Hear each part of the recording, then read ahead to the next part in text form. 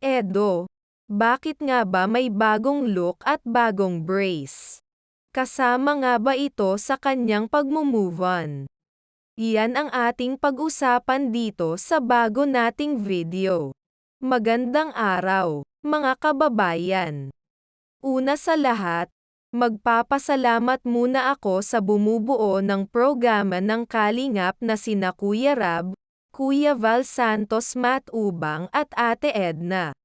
Nito lamang nakaraang araw, mapapansin kaka-brace lamang ni Kalingap Edo at matatandaang nagwo-workout na ito.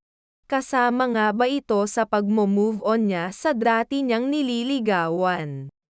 Alam naman natin na hanggayon ngayon, matapos na maudlot ang dati niyang nililigawan ay wala na muna sa kanyang ipinaparehas para maka-love team.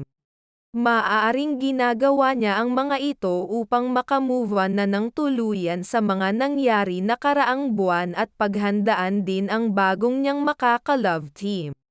Bagamat walang tiyak na nakakaalam sa tunay na hangarin ni Kalingap Edo sa pagpapabrace at pagwo-workout, kung sa pag-move on ba ito o gusto niya lamang para ma-improve ang sarili. Patuloy lamang natin siya suportahan sa kanyang YouTube channel at subaybayan siya sa vlog ni Kalingap Rab. Yun lamang sa ngayon.